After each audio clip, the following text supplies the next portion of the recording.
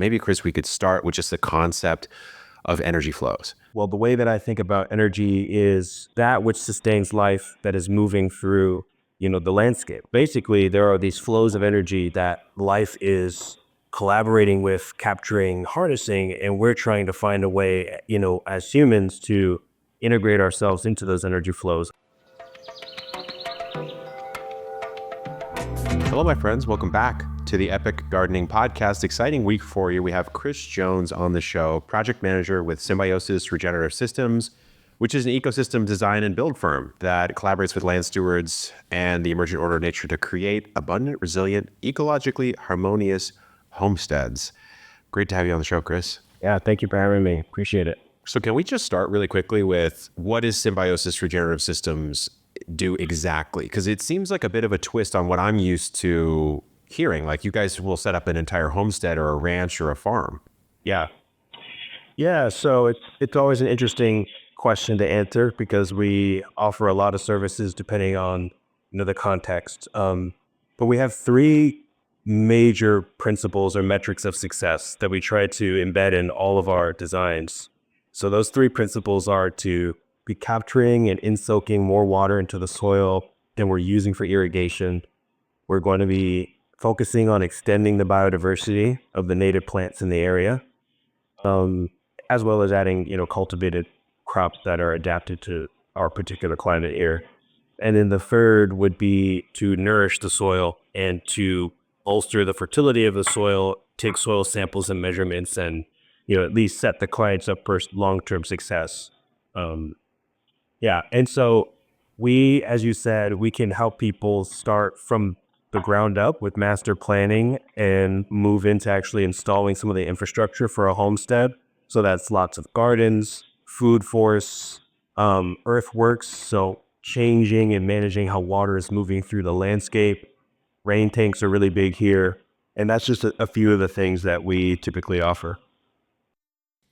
So when someone comes to you, is it often just a homeowner that might have bought 5 acres and they want to build something out from scratch, or like, what's the typical type of person that comes to you, I guess?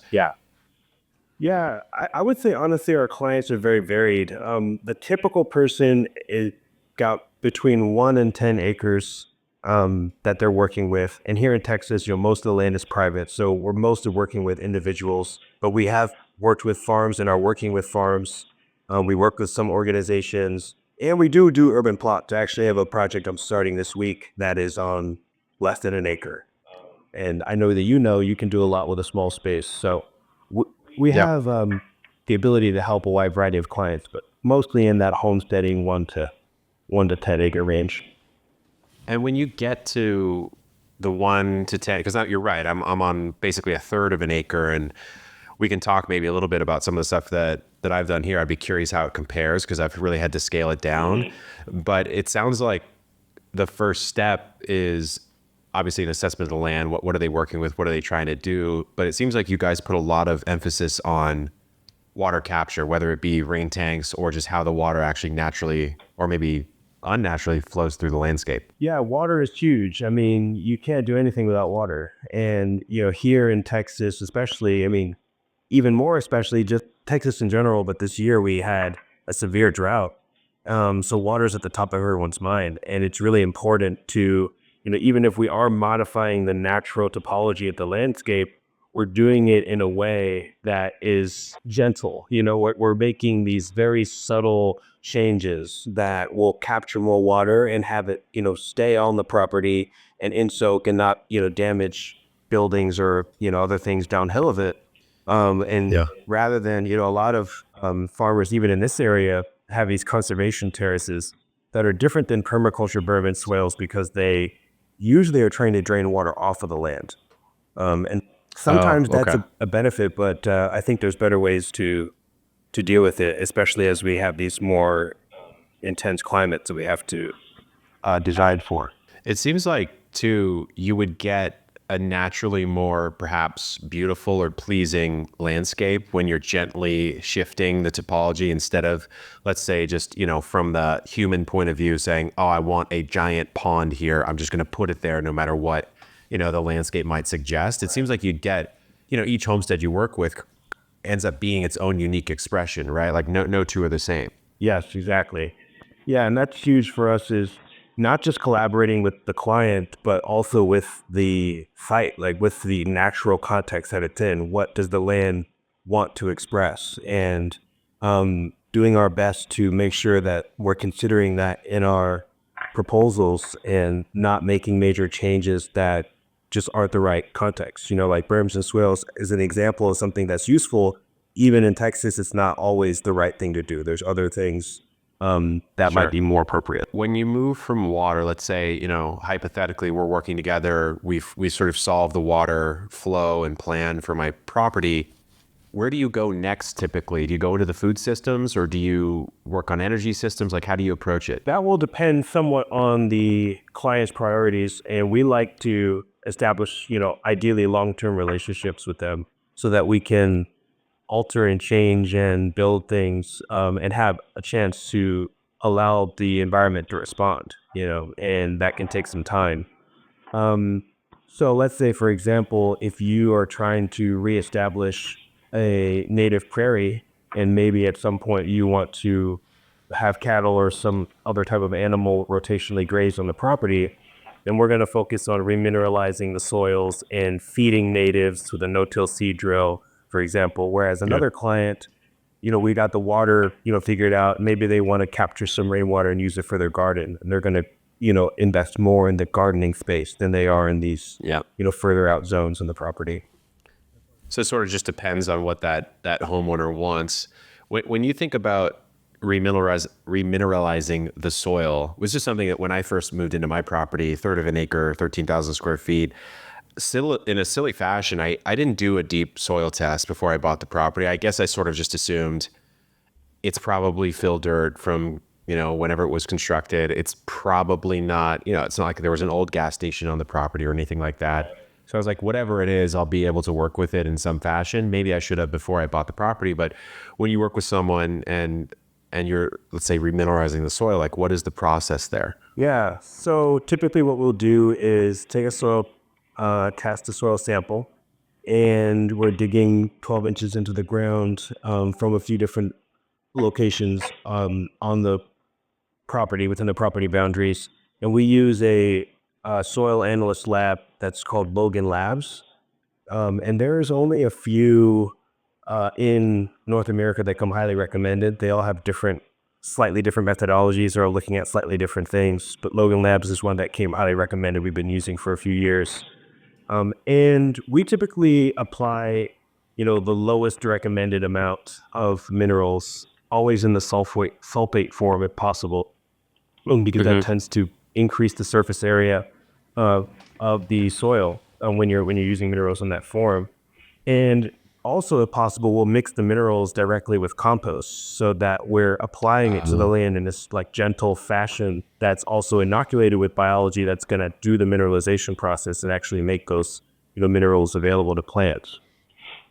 Right. Yeah, because that does seem to be a piece. I think that's a piece that, we'll often on our YouTube channel do fun videos where we react to different sort of plant hacks that people are proposing, right? And a lot of the ones that you'll see go out there are ones where it's like, just dip a banana peel in water for a day and then just use that water on the plant. And it does feel like a lot of folks have a hard time understanding the process by which the plants actually take up nutrients, and the idea of adding the minerals with the compost, with the biologicals, because they're actually the ones reconverting that down to something usable. Seems very sensible, but there is a lot of like pent up garden knowledge or soil knowledge that goes into that understanding. Yeah, totally. And just quickly, I'll say that, you can do a lot, I believe, with broad spectrum approaches in the beginning when you're setting up a site. So if you're doing compost teas or you're just trying to add more biology and more life to your site, you're going to benefit from that. And you can still add, minerals as a top dressing later on. But eventually you're going to want to consider the mineral component as well as the biological component. And yeah, not all soils have all the minerals they need, actually. And how do you guys think about that as the years go on? Like, is there a point at which, as this homesteader is sort of managing the land on their own, they should be managing it in such a way that the remineralization process shouldn't have to be repeated much at all, right? If they're doing it well. I like to think of it as focusing on broad spectrum things in the beginning. So especially if we're like just establishing a garden, it's a good time to add the minerals into the soil and have, kind of like establishing a seed bank, you're establishing the mineral bank, making sure all the minerals are there, and then broad spectrum support of the microbiological, you know, functionings in the soil, the microbiome of the soil. And I would do that through various types of compost teas, compost extracts, actually making compost, applying it. Effective microbes, EM1 is a great product that you can use, that's been used since the 80s. Yeah. And those things are going to stimulate all of the life and draw life into your context. And then from there, I think is where you get more specific, where you're continually watching the soil test, and maybe you're going to, add one particular mineral, or you're going to add one particular nutrient. But in the beginning, I always try to avoid that. I try to just have these low dose broad spectrum approaches before we go into the more surgical. It makes sense, because if you were to take my house as an example, it was old sod that was overgrown and underwatered and relatively hard clay soil. And I think when the people who flipped my home to me, they just threw some chips on. Fortunately, it was like an undyed natural chip, but it was like a single chip layer. It wasn't anything significant. And so it does seem like the table stakes that I was walking into there was almost guaranteed low soil life relative to what I would want it to be for what I was trying to do. And so it makes sense that, maybe increasing the chip depth and mixing compost in and then throwing the chips on top or something like that would be a good place to start, because it's so dead effectively that anything would help, besides instead of like sniping the fact that I'm low on calcium or whatever the case might be. Right? Exactly. The cold months of winter are upon us, which means that I'm layering up and getting a hot drink ready before ever heading out to the garden. And after a long day of shoveling mulch and compost, I also need a way to rehydrate and warm up, which brings us today's sponsor, Element. They have a wide variety of zero sugar electrolyte mixes, perfect for gardeners or really anyone who likes outdoor activities. And guess what? They're back with 3 delicious winter flavors, the chocolate medley.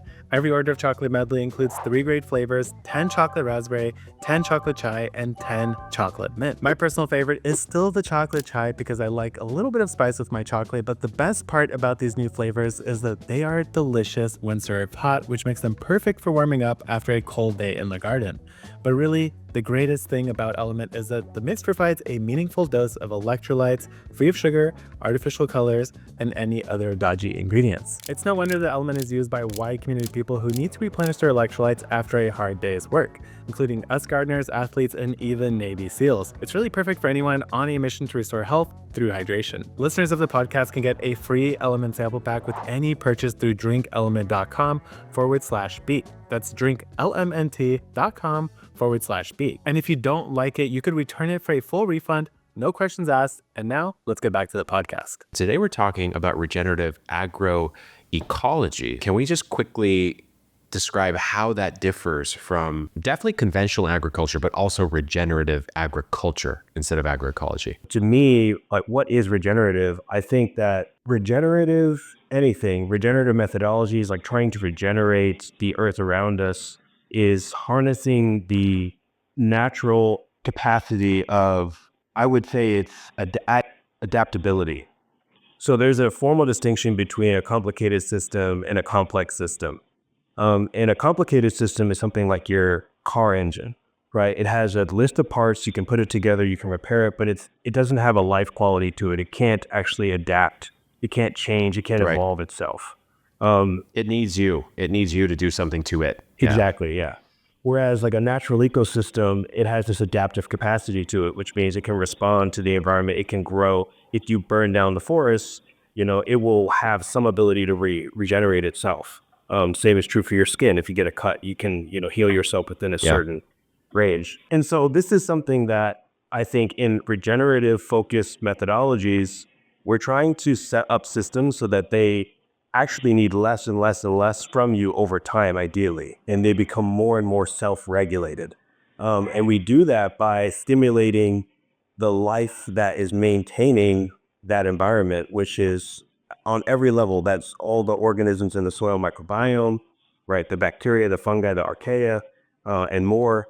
We are stimulating the plant diversity as well. So like different kinds of plants above ground are going to encourage different kinds of microorganisms in nutrient concentrations below ground. And also, this is going to bring in more types of insects, more types of birds. And when you have enough information, enough data, basically, the system has enough ways to move energy. It has more optionality in the way that it moves energy, such that it can reach this hormesis. It can reach this, or homeostasis, sorry. It can reach this state where it's maintaining itself. It's fascinating that the way you describe it, I never, I guess, put it quite that way in my head of complex versus complicated. And it seems like the difference, the principal difference really is that a complex system has the force of life on its side, and life can respond to stimuli, right? And so what you plant, like you said, affects not only what's above the ground, but what's below the ground. And then it almost seems like our role, when you take it to its final expression, our role is more the shepherd of a system of life in such a way that we want it to express itself. Whereas, if we weren't here, it would just be the natural, whatever was there. And so we're sort of, we are changing the natural ecosystem in a way that kind of like, let's say on this 1 acre plot, take that example. This person wants an orchard, they want a garden, they want chickens, they want this, they want that. It's almost like the entropic field of that environment is contained in a certain way, like, because you're sort of forcing it all to be compressed in the zone you want, instead of kind of spread out over acres of property that might not even be yours, doing things you might not want, right? Yeah, I think Interesting. that was beautifully said. Exactly that. And I just want to add to that. There's this quality, this converse term to entropy, which is centropy, and that's nature's self-organizing capacity. It's nature's ability to actually become more ordered, energy to become more ordered over time, as opposed to just go in this direction of death and decay. And so we're trying to stimulate that latent ability that only occurs in these complex systems. Yeah, that's actually interesting. I've always thought of my own pet definition, I guess, for life would be that which like resists entropy for some period of time. Like, I'm highly ordered. When I die, I become immediately dramatically less ordered. Somehow, I don't know how, I am able to order myself while I'm alive. And I guess it's the living process that does it. But then and that's just on a single organism level, but if you extend it to the environment and the whole ecology, like you're talking about, you sort of could view that 1 acre plot as like one organism, if you were to bundle it that way in your head and say, while I, as the shepherd of it, is stewarding it, it is highly ordered. And if I was to stop for some reason or another, nature obviously has some level of ability to keep that going, but then it does fall back into the greater natural landscape at some point, right? And Right. it would be taken over in that way. That's really interesting to think about it that way. So that's why I say agroecology instead of agriculture, because I think the way that we say things and the way that we think about things encodes certain patterns of thought. And so I'm trying to encode in myself to look at the agricultural spaces as ecologies. And for me, that gets me to think about the whole system as an organism and all the interactions between the plants and the microbiome and the native plants and the birds and everything. And sometimes in our conventional models, we focus on too narrow of a metric set. It's too much about yield. It's too much about these, individual things.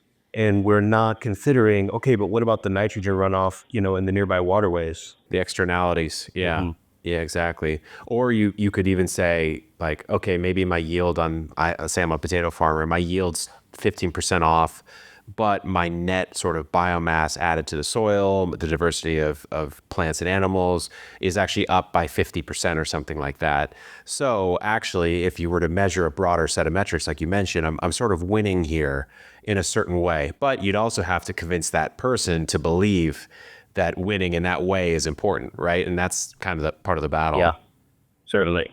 Question, this is a bit of a left turn here, but if we go back to water for a second, when you say a net positive on a local water cycle, like what would that mean? So that's going to be context specific, but I think that the most broad thing that's always going to be true is, the quality of the water, which, there's a lot that we can gain from scientific assessments and analyses and, rigorous study, including looking at things under the microscope. But there's a lot you can sense into without having those tools. And I think that, every person knows what it's like to be in a very clear, pristine waterway versus one that you look at that's murky and muddy and you're looking like, I don't know, I want to swim in that.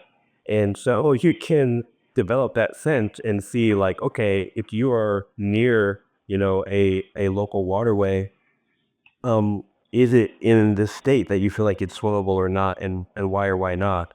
And so one of the things that you could be doing is reestablishing riparian trees. You can buy like small root cuttings of local riparian trees. You can check with your ag extension or there are, I guarantee you, there's somebody in your state, wherever you are, that can help you identify like what are the native things that would normally be here filtering the water, stabilizing topsoil. What are things that are above uphill the waterway that I have control over that could be contributing to runoff, to pollution?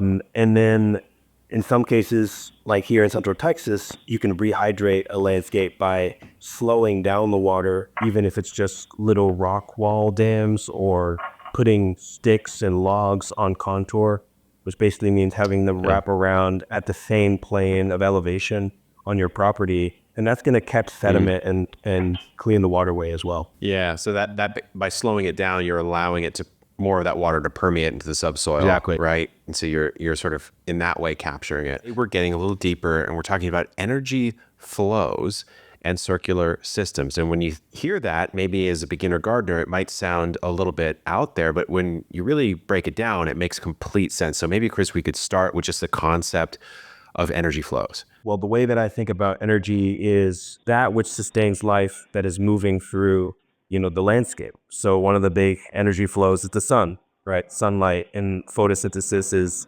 a key aspect of healthy soils and healthy people in the whole planet. And this relies upon that process. Another energy flow would be the wind. Kind of think of it as like the primordial elements. Another energy flow is water moving through the property below ground and also from the rain cycle. And electromagnetism is another energy flow that we probably won't get too deep into. But basically, there are these flows of energy that life is collaborating with, capturing, harnessing, and we're trying to find a way, as humans to integrate ourselves into those energy flows and also be able to participate in stewarding them. And like water, for example, I look at that as an opportunity for us to sewer the water and to capture it and use it in a way that is respectful and not wasteful, even if water is abundant in your context. I've always thought back from, I don't know, my early days taking like a physics class way back in high school. I was thinking about it. I was like, well, how does the earth work? Like, how could it be possible that life could sustain here without additional energy? And obviously there is additional energy and the biggest source would be the sun. So we have this like weirdly closed system that just accepts a ton of solar energy. And then you also have, the gravitational field. You have the moon causing tides, which would be, kinetic energy in the tidal system. And so you sort of have these like cheat codes from the rest of the solar system helping you out. And it's just really interesting to think about like what you would, well, I guess we wouldn't do anything if these didn't exist because we probably wouldn't. But it's fascinating to think about that setup, and how plants effectively are, just they're our best converters of that energy that's coming from outside of our actual system, the system that, only in the last 70 years we've been able to get off of the earth. So it's really a fascinating thing when you think about it. But if we kind of bring it back down to earth, I guess, and talk about it in, let's say, a simple landscape, like a 1 acre homestead is the example we've used. How would you approach this when you're working with someone? So I think one major lesson that we can learn from nature, we can observe in nature, is how energy is moving. When you take a step back, you realize that it's a perfectly circular system. There's no such thing as waste whatsoever. Everything, there are toxic things in nature, but everything has the ability to be processed. Something is food for something else.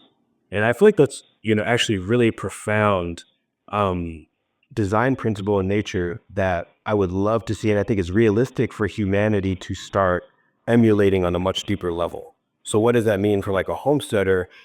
I think it's realistic for every person to at least try to orient themselves to diverting as much food as they can and much organic matter as they can from landfills, and even if you live in an apartment, there are a variety of things that you can explore to turn your food residue. I try to not even use the word food scrap, but to take this food residue and turn it into nourishment for the soil, and to have this reciprocal relationship with the environment where we're taking so much out. I think on an individual level, we can start putting things back in.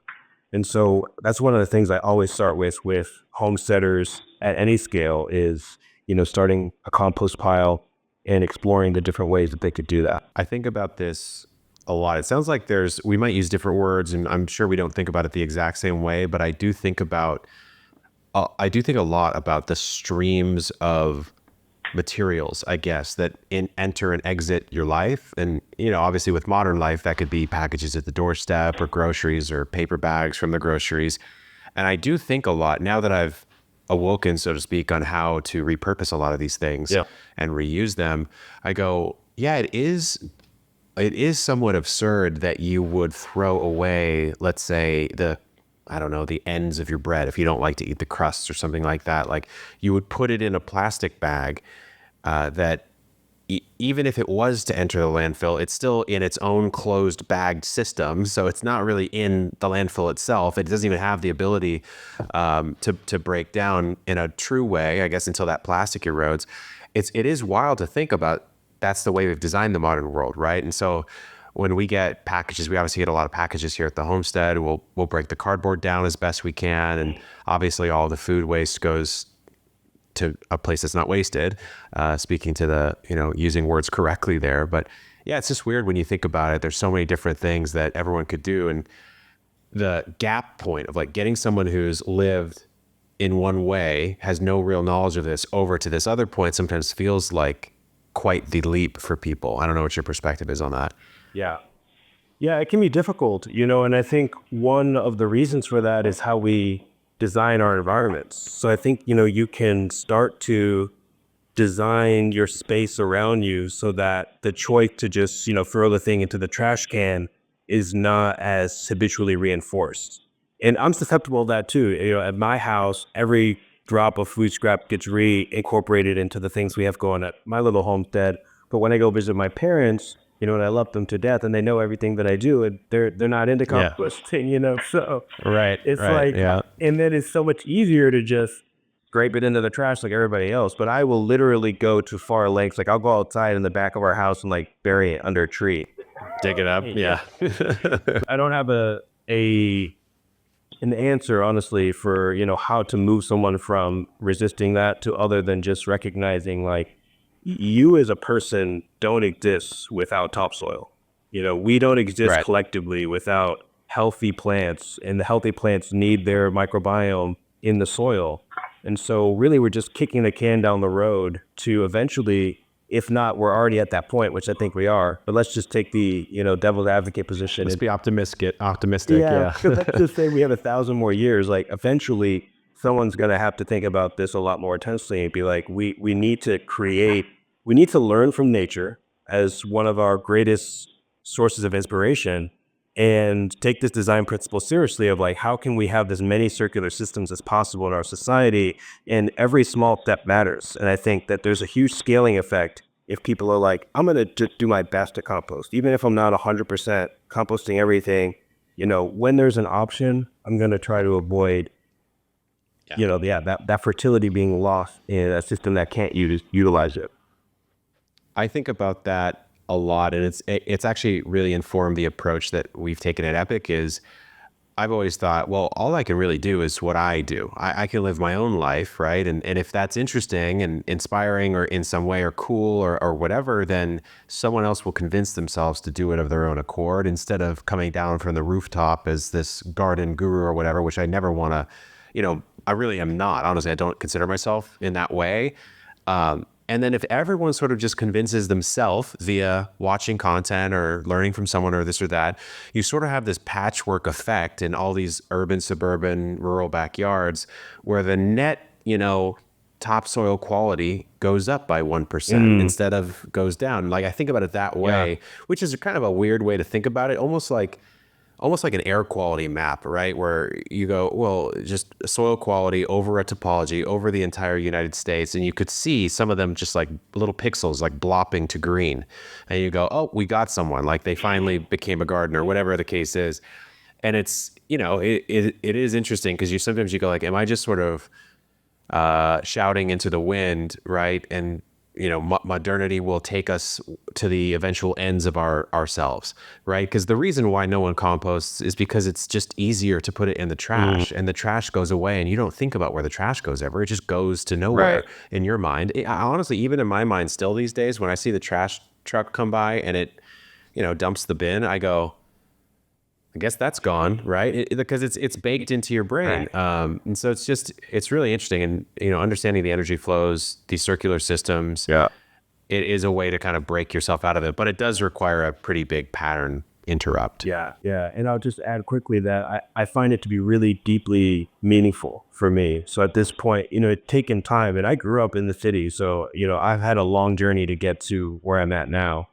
And, I'm at a place where I don't even have to think about it. So it's just as easy for me to throw it in the compost and make beautiful soil out of it, as it is to put it in the trash can. And I understand people who are wherever they are on that journey, because I certainly didn't start there. No, same here. And I agree with you. Like now that's the second nature. It did take a few years to make that be the actual, the actual pattern that I do now. But now you're right. Like you can walk outside. I feel like I'm looking at the Matrix in a way. If I walk outside and I go, that bird is here because I did that last year, and I did this, and then that, and then this, that, the other. And it's like you're drawing some crazy mind map.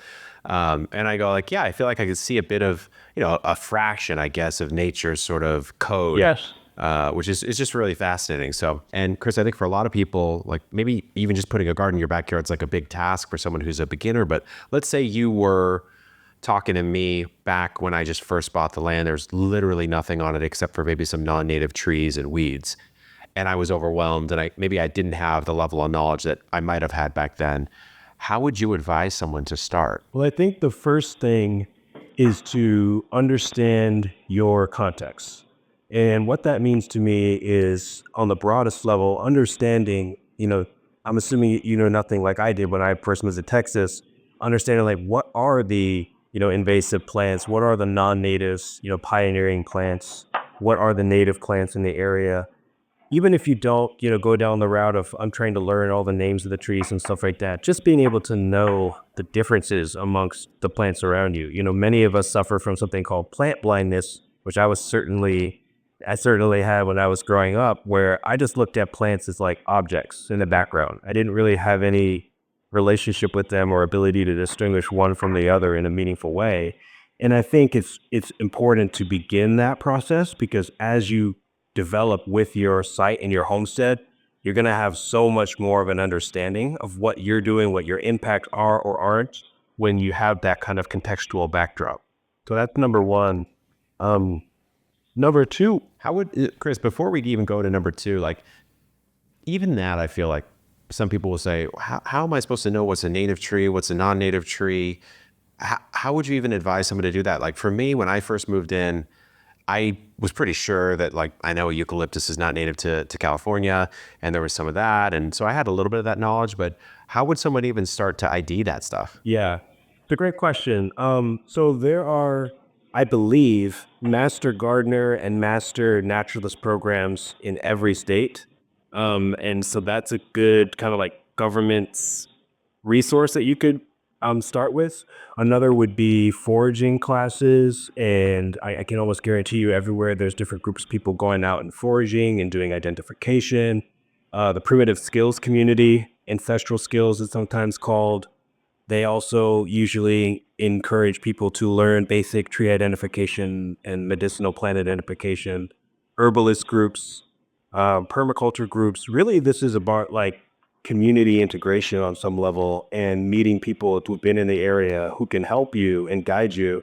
Aside from the community aspect, from a technological standpoint, iNaturalist is a wonderful app that is pretty good. You can take pictures of things and upload it, and It's AI based, and I find it to be pretty accurate if you take a lot of pictures. And if the AI gets it wrong, people can comment and they can Right. adjust for that. And that has helped me a ton. Every time I'm out in nature, I'm taking all kinds of pictures of stuff I've never seen before, and it builds up your knowledge pretty quickly. Yeah, I agree. I think I've used a cadre of apps. Like I've used iNaturalist. I really want to use it more because that's the one I feel like I have the Merlin bird app, but it only collects the birds. But iNaturalist to me feels really nice. Like I could collect everything, and I definitely have a collector's mindset, I guess, or like a identifier's mindset. Yeah. I also sometimes, if you guys have Google Lens on your phone, that one's kind of nice because you can take photos from anyone. Like if someone sends you a photo and says, "What is this?" You can just upload it to Google Lens, and I would say it's also quite accurate. And then, yeah, the foraging class is a good suggestion. I didn't really think about that, but the double-edged benefit is you actually get to meet people who might become members of your community in the future. Because if you're really interested in going down this path in your life, you're going to meet a bunch of people eventually Right. that are also obsessed with it. Like there's a crew of us in San Diego who we basically like gossip about chickens every now and then, like where'd you get your chickens from? And that's just one of the 42 pockets of people I'll talk to about some esoteric thing in the world of, homesteading and chicken keeping or whatever the case may be. So, okay, so step two though. Step two, we had step one and now we're on to step two. Where should we go? Yeah. Yeah. Okay. So just reiterating, where we're understanding our context more, we're showing more appreciation and more focus on the natural context. Just taking a second to slow down is important. Two would be recognizing, as we talked about in the earlier episode, how energy is moving through your landscape. So what that means is, where are the sunny spots? Where are the shady spots? Is water pooling in a particular area versus another area? And go slow with this. It can take time. One of the best ways is, like, when it's raining, go outside and just look and just see what's happening when it rains, where areas being eroded, and Yeah. whatnot. Also noticing if there are, birds or certain types of rodents that are showing up in certain areas. All of that contextual information is really valuable. And, some of what I'm saying is abstract. And the reason is, there's also a permaculture idea that is very difficult to adhere to, I find, which is go slow in your first year. Go like really slow. Yeah. Just to, That's very hard. yeah, trust me, I know. And I know you know as well. But Yeah. it's worth at least going a little slower than you would if you were just going full throttle, especially if you're new to an area, because it gives you the space to observe. And there's so much you can learn that I can't express, to people here, but you'll just learn directly from your environment if you take that time. Yeah, I think so, man. Like, I think you're right. It's hard to do. I had the benefit, I guess, of living in San Diego for quite some time prior. So I had a bit of that. And then I also just wanted to go a little faster. But it does seem like part of this that's challenging. I'm curious what you think here is you could observe something. Let's say water's pooling in a certain area, erosion, a particular amount of pests are in one zone, but you still have to have the base knowledge of what that then would mean for you and what you're trying to do with it. So I might notice that like you take an example, out in the backyard, I installed these gutters. Now one is dripping and leaking. That's not really an environmental thing. It's more of like a mechanical issue, but it's still something I have to solve. And that could have just as easily been, I don't know, a tree that condensated and dropped a bunch of water in that particular area or something. I still have to then know, like, is it good that it's there? Is it bad that it's there? What should I do about that? Right. And I don't know how someone builds that knowledge exactly, except for through experience. Yeah. Yeah. I mean, I think part of it too is, like, it's asking the right questions, that set you up for success. So I think if you are noticing, okay, there's water pooling in this area, now what do I do? I think that, like, noticing that and then asking questions like, what do I do about this? What are some of the options? Is this a place where maybe I could put a little pocket pond?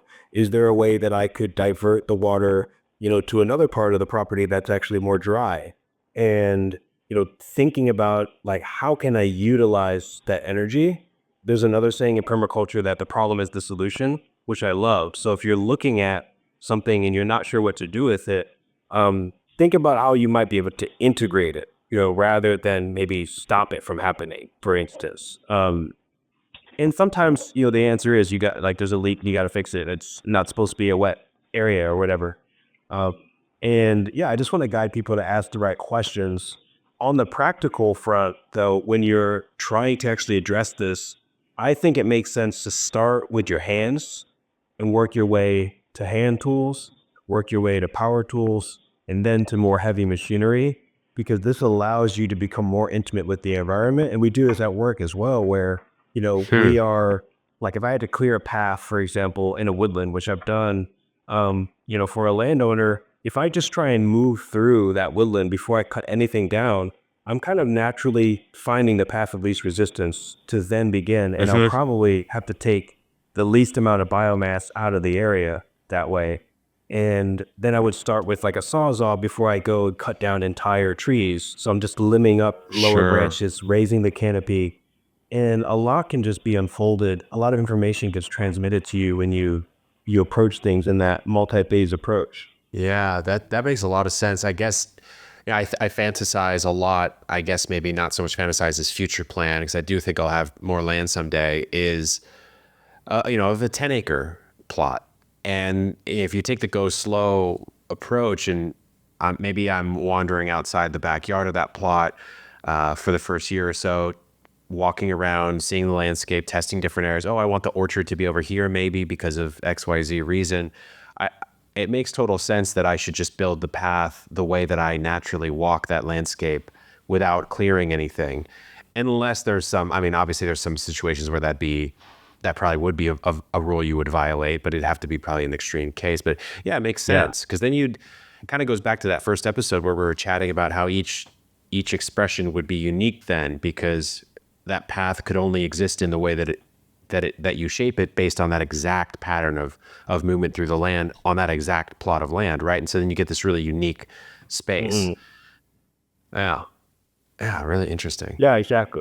Is there like a final step that you might suggest someone, let's say they've gotten to this point, like where would they go from here? Right at this point, I would start to envision, what I'm actually going to do. And for me, I would write down, okay, what are like the attributes of the land? Here are the places, that, like I said, are accumulating water or not getting water. Here are like the higher zones, like elevation wise. Here are the lower zones. And this obviously is going to depend on your site. Now, sometimes we design for places that are 100 plus acres, so there could be a lot of variation. And even in a small site, just cataloging all the features that you notice. Here's where this tree grows and whatnot. And then I have another list of like, here are my priorities. I want to grow, foods for these reasons. I want to focus on perennials, or I want to do more like sustenance farming. Maybe if I want to have a chicken coop. And then figure out how you can integrate your goals with what's already, happening on the landscape, and what seems to make the most sense and is the most approachable for you. And that's going to be, that's going to involve trial and error. There's no way around that. And you might make some mistakes, and that's okay. And I think that another piece of advice I would say is start with getting one system up and running before you, do 4 or 5 at the same time. And it doesn't have to be perfect, but you want to have like a daily routine with your chickens, before you add in sheep or something like that. And sometimes we talk to people and they want like 6 different animals, and that's beautiful. And I'm not, I wouldn't say don't go for that, but let's start with, each individual organism and get into a rhythm before we add too much complexity. And then you're just like always kind of one step behind yourself. Yeah. And you're overwhelmed as hell too, because I've seen people, even in our community, go from nothing to 42 raised beds, literally, right? And I think they're doing okay. I hope they're doing okay, but I would recommend like maybe 4, then 14, then 42 raised beds, if that's the way that you want it to go. Yeah. Go back to the basics. Maybe we start with just localism as a concept, because I think it's something that it's coming into more popularity recently, at least in the circles I'm traveling in, but I think a lot of folks listening might not know what it is. Well, first of all, it's all centered on community, really, and it developing community with the people that are living around you. And so you can think of this as, having a friendly relationship with your neighbor, but you can go a step further and also go to the farmer's market and try to get as much as your food as you can from, local producers. So we're stimulating the local economy. We're getting to know people that are living in our area. And there's this idea of cultivating a locally resilient ecosystem. And what that does is it alleviates stress that we put, all of us, on the global supply chain infrastructure that's kind of upholding the modern world together. And I think that it's of a great benefit to, you know, look for places in your life where maybe there's an object or a thing that you normally would order on Amazon or something, that you can find somebody locally that may trade it with you, that might produce it. And food is one of the best starting points for that, is supporting your local farmers and the people in the area. Yeah, it's something that, obviously I became my own local producer with a lot of the stuff that I grow, but these days I don't grow necessarily everything that I eat, or there's certain things that I have a harder time with than other folks, or I might have less eggs than Jacques on our team. Even as random as both Jacques and I got into carving wood lately. And so now we've carved a bunch of different spoons and all sorts of different like little utilities, right? Like a garden dibbler and this and that. And I'm like, oh, cool. Like now I have another avenue to like just craft stuff from the backyard. Cause I could go chop down, let's say, a non-native tree if I really wanted it out, and then carve the green wood into a whistle or something like that, which is, I know it's kind of like, doesn't seem like that big a deal, but it is a lot of fun. It does relieve quite a bit of stress. If you're listening out there and you're stressed, just start carving some wood. But when we add in the word bioregional, though, bioregional localism, how does that change the definition? Yeah.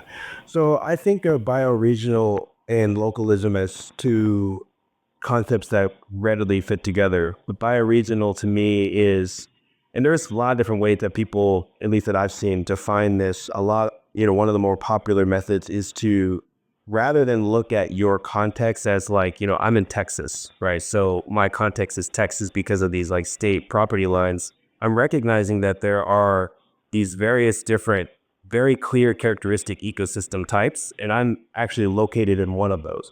And so watersheds is one of the ways that people are using as a more natural boundary condition of like what you would consider your sense of place, like where you actually live. So for me here in Texas, it's the hill country, and there's an ecology to that hill country. There are certain kinds of trees that are more dominant. There are native grasses. There are certain kinds of energy flows that are associated with my bioregion, right? And yeah, that's what I think about bioregions in general. I think it's really, rather than just be about watershed, I think in general it's about your ecosystem. And as you learn more about your ecosystem, that might make more sense to you. For anyone who's like, well, I don't really know what my ecosystem is, as you start to develop that relationship, it will become more clear. And even in your own state, as you go to a little, another microclimate, you'll recognize it more clearly that you're in kind of a different type of Different zone. different zone. Yeah. Exactly. So when you think about bioregional localism, so let's say take me. I'm here in San Diego, California. I'm not too far from the coast. Great farming community here within a 30-mile radius. Obviously, I have a coast. And so like, seafood, fish, etc. You might say better to get that than, I don't know, beef from wherever, somewhere in Idaho, Do you think about bioregional localism and say like, well, hey, in the Texas Hill Country, we're abundant in this, thus I should try to consume more of this if this is, I don't know, a particular type of crop? I think that what happens when you focus on this idea of bioregional localism is the materials that you use, the food that you eat, are more appropriate to what your ecosystem naturally is producing, right? So here in the hill country, a lot of people are using limestone. It's a ubiquitous, building material that is, native to my particular context. And that makes more sense than like shipping in rock from a different, state, for instance. When it comes to food, exactly what you said. To give a practical example for Texans, there is a native plant called Yopan holly that you can process and make a caffeinated tea out of, and it's delicious. And it actually has theobromine in it, which is in cacao, and I find it to be a very more body-centered stimulation that doesn't lead to the same kind of crash as coffee. And I wouldn't even really know about anything like that if I didn't have any kind of awareness of what are the plants that are locally in my area. And so, in this context, it would actually make more sense, I think, if I love having caffeine in the morning, maybe I, reserve at least some, percentage of that caffeine intake for a plant that can be grown wild, that doesn't need irrigation, that doesn't need heavy fertilization, that isn't being flown here from another continent or another country. Yeah. Yeah. And the more that we can attune ourselves to making choices like that, I think, one, the more community we end up developing with each other, the more connections that get made. And two, the more resilient our ecosystems are, which is a good redundancy to have so that we're not overly reliant on global supply chains in the future. I think that's a cool way to put it. And it's also like a non-judgmental way to encourage, because I think on the net, we just hope that we are producing more, consuming less, especially when the things that we consume are coming from like highly costly from either an environmental or human perspective source, which is not to say that like, and I think the non-judgmental part for me at least, and what the work we've done has been really important, because I used to be much more that way than I am now. And so do I think I was an evil person back then? I do not. I just think I was sort of uninformed, and, I was living a different sort of lifestyle. And I like the way you said, like, speaking specifically to that coffee example, shifting some of your consumption to the natural plant. And if you want a cappuccino every now and then, like, life is life, and we can't like beat ourselves up about all these decisions. There was that whole zero waste movement that was going on in the early, I don't know, sometime in like 2013 to 2018-ish. It was a big movement.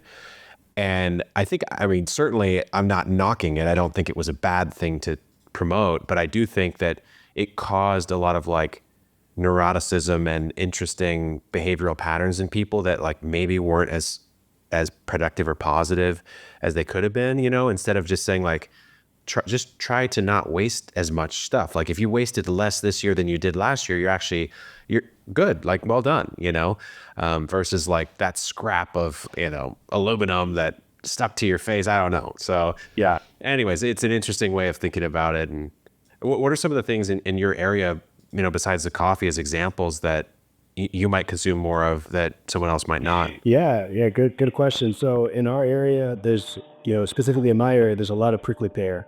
And prickly pear is a cactus, that a lot of people don't have access to, and it produces a fruit on it that I find to be quite tasty, and you can juice it, you can roast it, and I have done so. The pad itself is also edible.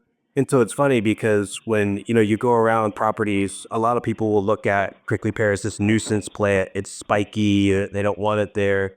I'm like, this is one of the most abundant food sources in the area. And there's actually cattle ranchers in Mexico that are experimenting with fermenting the prickly pear, mixing it with mesquite bean pods as well, and using that as a bioregional feed source, as opposed to like, paying for hay to be brought into the area.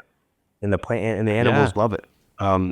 That's interesting. That's really interesting. Yeah, prickly pear is one that, again, it kind of goes back to that, like, once you see it, you can't unsee it concept of, now that I know it exists and I've known for, I don't know, 7 years in my area, I know it's there all the time. Like I walk around San Diego and it is abundant here. Some of them quality is a little worse than others, depends on the variety, but it is around. And I actually bought a book, Foraging California, I think it was called, and then just walked through a canyon in urban San Diego. And I was like 70% of this stuff I can use for something, Right.